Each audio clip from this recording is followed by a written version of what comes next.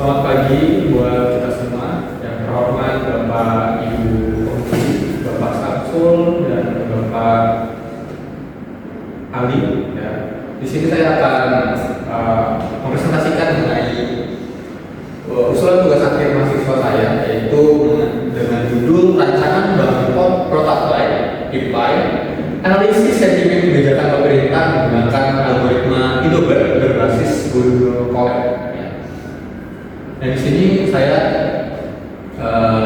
berikut sebagai identitas saya ya. Perkenalkan, nama saya Sufedi Riyadi dengan nilai 478033 dan saya berada di program studi Teknologi Rekayasa Internet.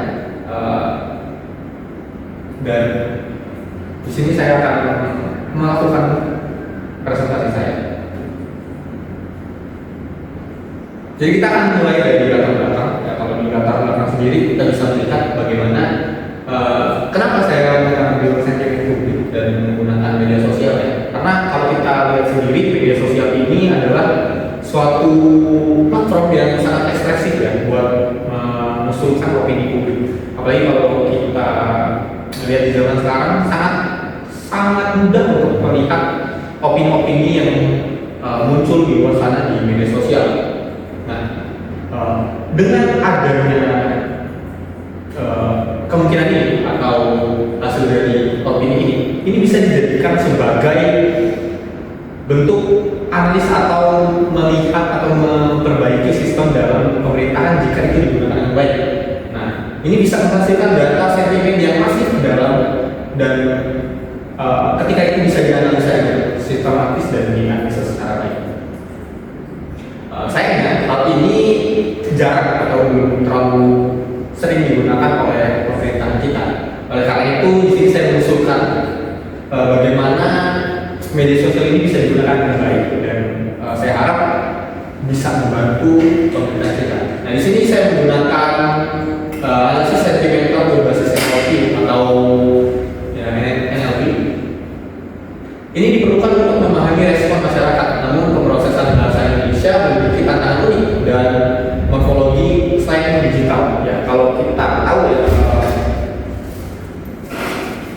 ini terjadi argumentasi.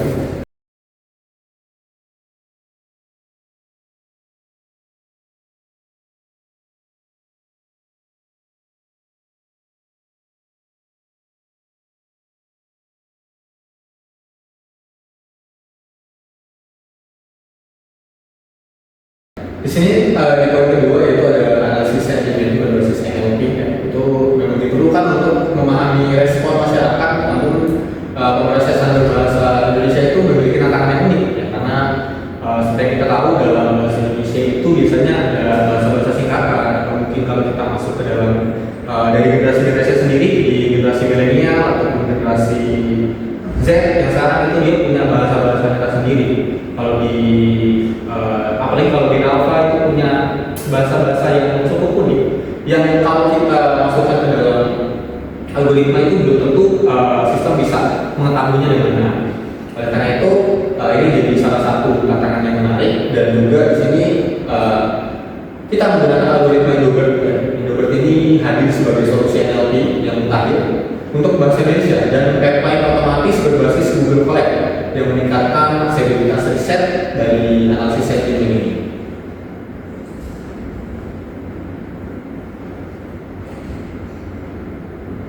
Selanjutnya di sini ada rumusan masalah.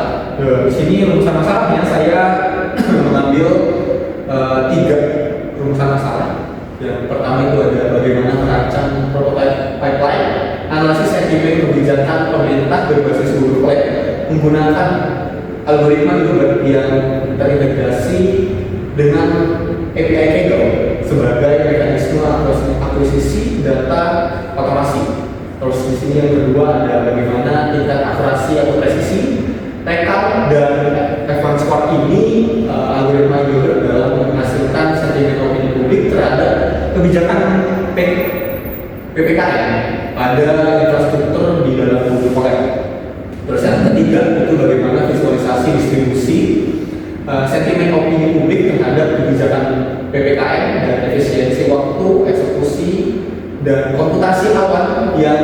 dihasilkan oleh pipeline Google Colab dalam pemrosesan dataset berskala besar.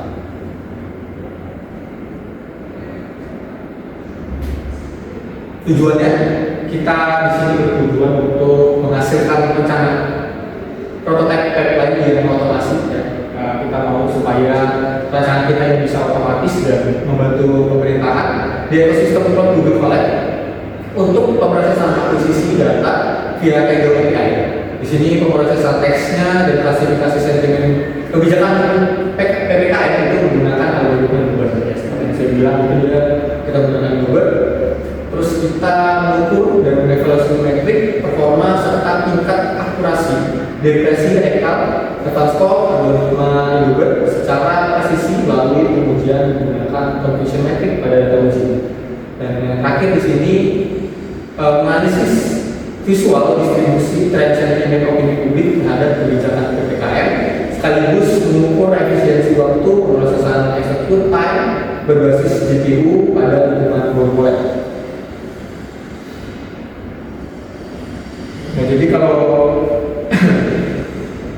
dalam slide selanjutnya ini membahas mengenai tinjauan pustaka. Pada tinjauan pustaka sendiri kita di sini melihat dari beberapa pustaka yang kita ambil ya. Yang pertama itu ada dari Lincoln Base ya, metode berbasis kamus menunjukkan akurasi terbatas pada teks yang informal. Jadi kalau si Lincoln Base ini dia kan metodenya menggunakan berbasis kamus ya. Kalau kamus ya seperti yang kita tahu bahasa dari kamus itu biasanya bahasa baku atau bahasa-bahasa yang memang sudah sesuai dengan KBBI. Sedangkan dalam sosial media sendiri dia punya bahasa-bahasa slang itu sendiri. Apalagi mengingat perbedaan zaman yang memakai dari sosial media tersebut.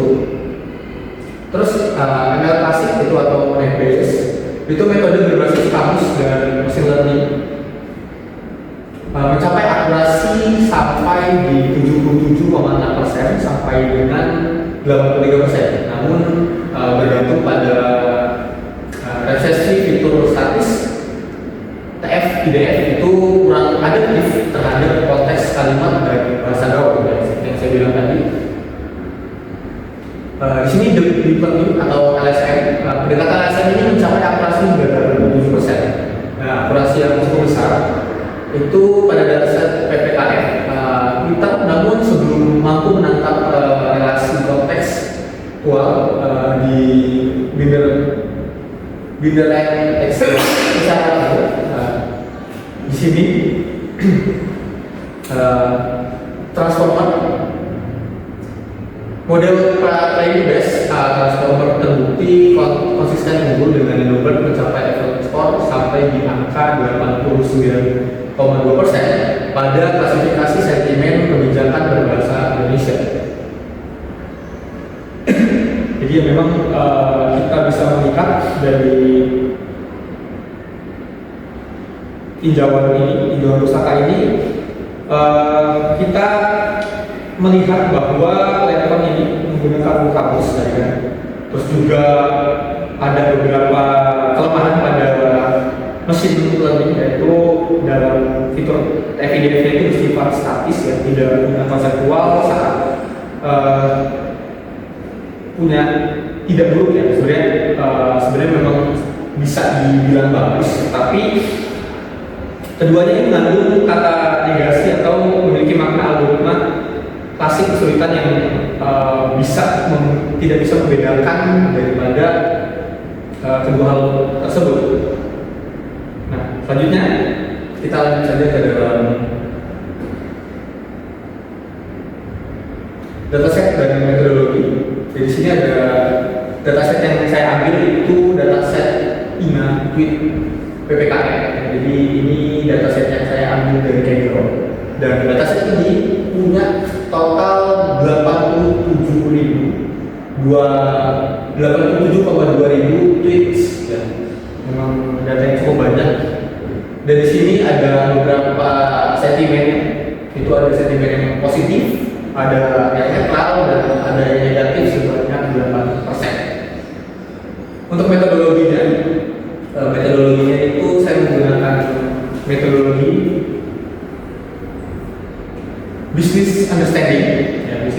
standing ini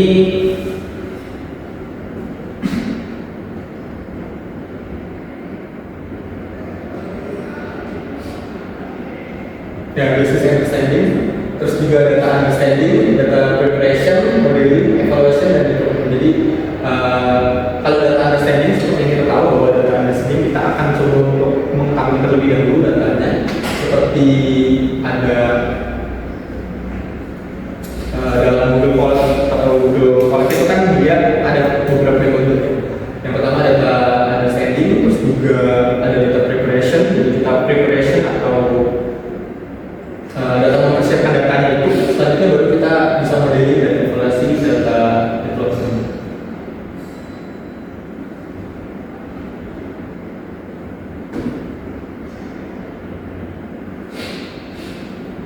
Di sini ada arsitektur pipeline-nya. Kita akan melakukan input pertama-tama, kita input handle-nya, kita menggunakan handle JSON.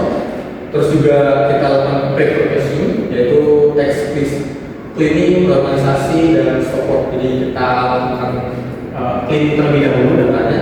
Apakah mungkin ada data-data yang misalnya ada file atau mungkin ada data-data yang tidak bisa kita masukkan dalam rancangan kita, maka kita bisa melakukan data removal atau mungkin kita bisa mengatasinya. Terus juga kita di sini melakukan semua karena datanya itu punya ketidakbalancing ya. Kalau kita lihat di data sebelumnya, kita bisa lihat ada data positif, netral, dan negatif. Itu tidak sangat imbalancing ya. Ada yang 79%, ada yang 17%, dan ada yang 8%. Oleh karena itu kita gunakan balancing, nanti kita ratakan data-data ini.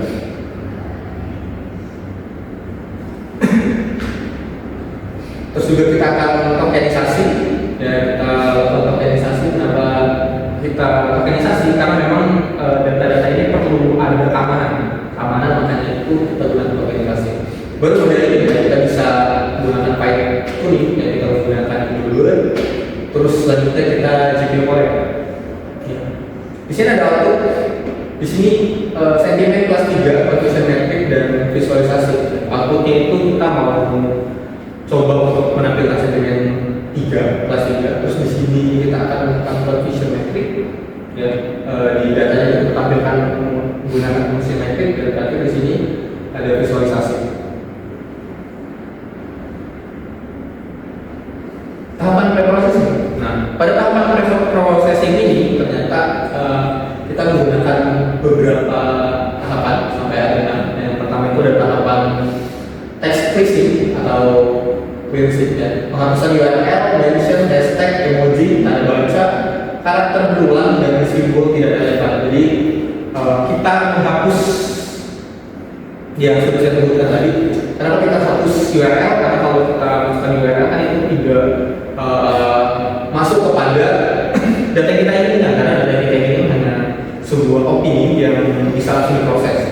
Terus kita hapus mention, karena mention juga tidak kita perlukan, karena kita hanya butuh intinya saja dari komen tersebut.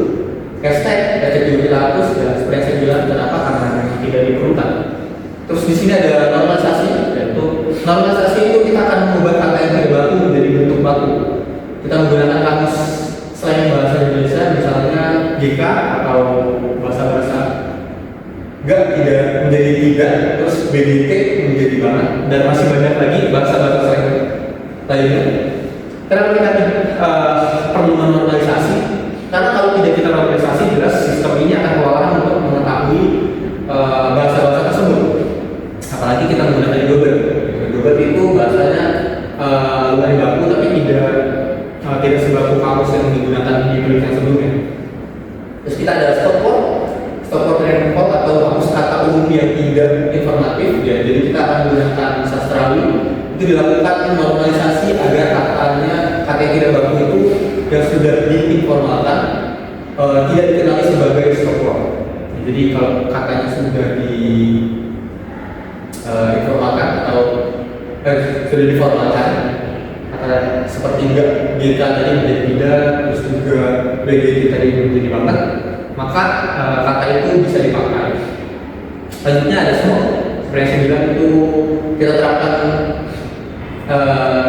lebih jelasnya itu systematic minority oversampling teknik. Itu hanya pada data latih untuk menyeimbangkan kelas dan mencegah data itu tidak rejection. Selanjutnya ada toleransi word piece, yaitu memecahkan teks menjadi support. Token menggunakan Docker tokenizer dengan parameter max length itu 128. Jadi max panjang dari lengthnya itu 128 saja.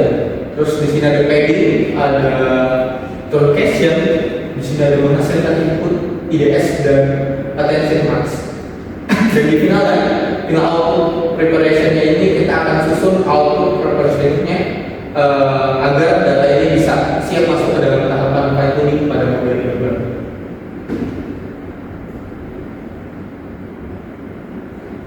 Di sini ada fine tuning model Hilbert.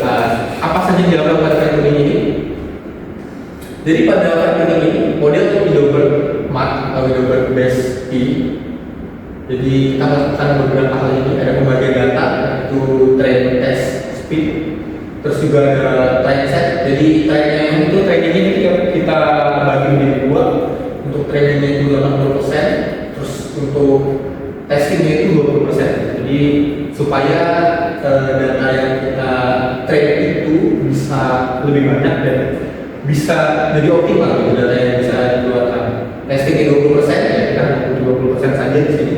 Dan proses fine tuning Hilbert itu dilakukan dengan memanfaatkan akselerasi dari GPU T4 di Google Cloud untuk mengefisienkan komputasi optimal pada klasifikasi sentimen kelas 3. Ya, jadi kita gunakan GPU T4. Di sini ada target matrix-nya. Target matrix-nya itu karena memang ini hanyalah sebuah proposal, jadi target yang kita harapkan bisa terjadi itu adalah akurasi itu di atas 85%. Kenapa harus di atas 85%? Karena ya namanya baru akurasi. Akurasi itu kan data prediksinya. Kalau prediksinya itu masih kecil, maka itu bisa menjadi kekurangan yang sangat fatal dari program yang akan saya buat.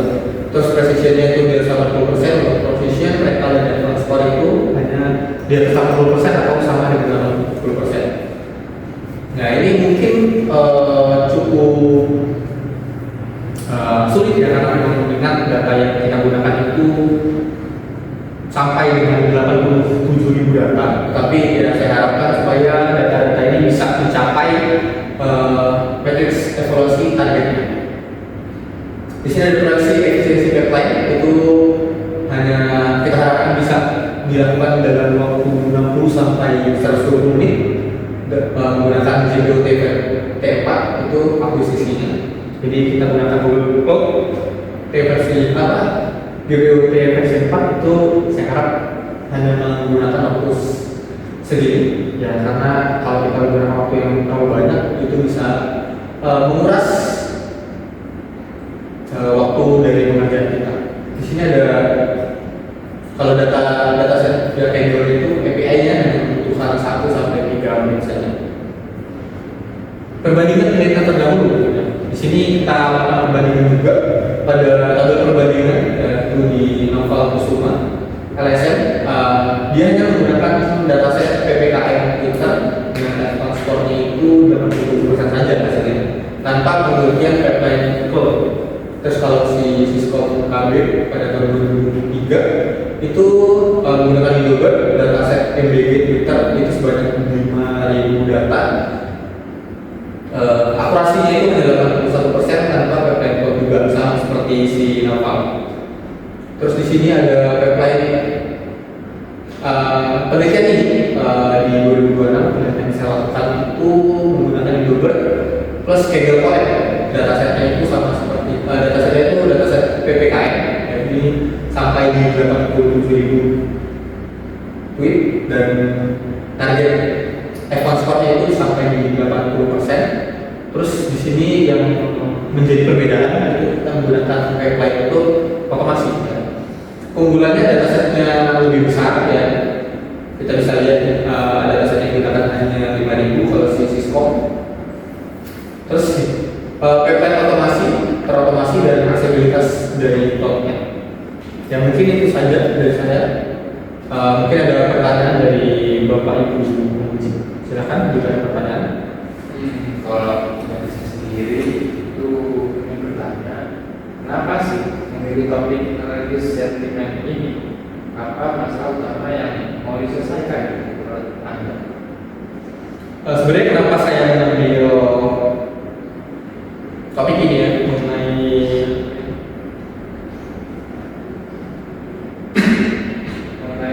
sentimen ini, analisis sentimen ini. Nah, apa masalah utama yang mau Anda selesaikan?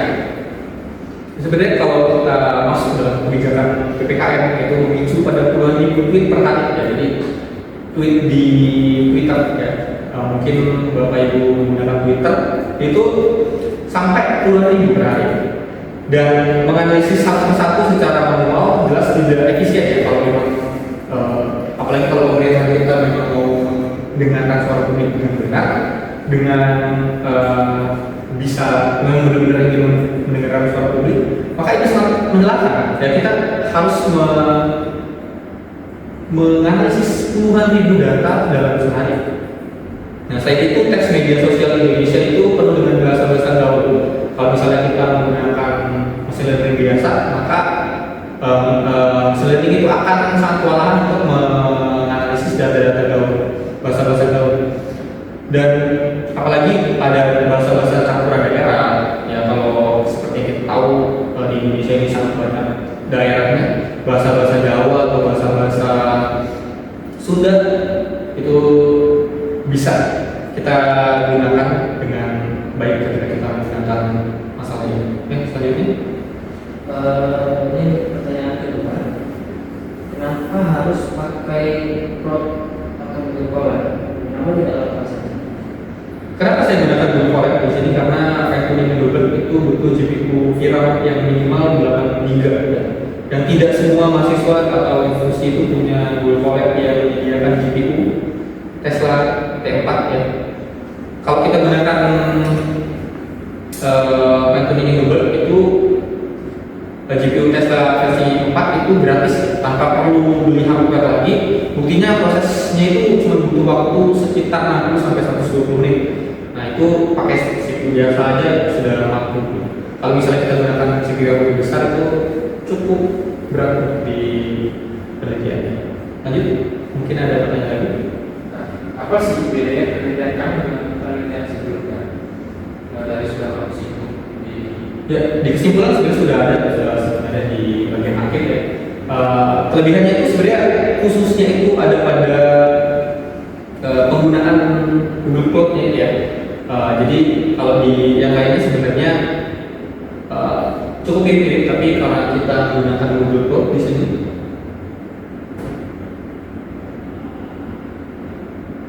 yang kita gunakan website itu, jadi menurut saya itu menjadi kelebihan yang cukup baik untuk dilakukan. Mungkin selanjutnya ada pertanyaan lagi. Di sini kenapa kamu pakai data struktur dari Kaggle, bukan scraping data sendiri? Kenapa saya gunakan data Kaggle? Ya karena memang dari Kaggle sendiri sudah menyiapkan data yang sangat banyak ya. Apalagi kalau kita misalnya harus scraping data sendiri itu cukup sulit, atau ya sudah cukup melelahkan juga. Jadi di sini saya menggunakan data tweet ini karena datanya juga sudah besar banget, bahkan itu sudah sampai 87.000 tweet ya. Jadi saya tidak perlu scraping data atau membeli data secara manual. Jadi saya cukup menggunakan data yang sudah ada saja supaya meminimalisir budget juga. Mungkin ada pertanyaan lain. Nah, kenapa sih memilih e-Dober dibandingkan dengan alur lain? Apa ada cintanya di e-Dober?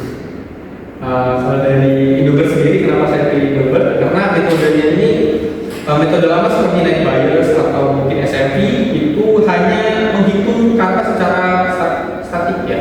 Jadi dia tidak paham konteks-konteks kata-kata seperti LSTM. Kata yang sudah lebih baik itu untuk membaca kalimat satu arah saja. Kalau introvert ini unggul karena bisa memahami makna kata-kata dan melihat konteks dari kiri dan kanan sekaligus, dan memang dilatih khusus supaya bisa pakai teks bahasa Indonesia, jadi lebih paham dengan bahasa informal di Indonesia. Pertanyaan selanjutnya, di sini apa bedanya prototype dengan sistem produksi, dan kenapa penelitian ini cuma sampai prototype saja? Kenapa di sini saya hanya sampai prototipe saja? Karena memang dalam penelitian ini kan hanya sebagai proposal. Dan mungkin ketika proposal ini disetujui, mungkin saya akan masuk ke dalam sistem produksi. Jadi saya harap dari prototipe yang saya bangun ini bisa disetujui supaya saya bisa melanjutkan sistem ini ke jenjang selanjutnya. Supaya kenapa saya sampai prototipe saja itu supaya membuktikan juga ya bahwa konsep dari sistem yang saya coba bangun ini bisa berhasil atau tidak. Oke, mungkin cukup pertanyaannya, bisa diakhiri. Oke, terima kasih dari Bapak dosen dan Bapak penguji ya sudah bisa menyempatkan waktunya untuk bisa saya lakukan presentasi. Mungkin sekian dari saya akhiri. Selamat sore.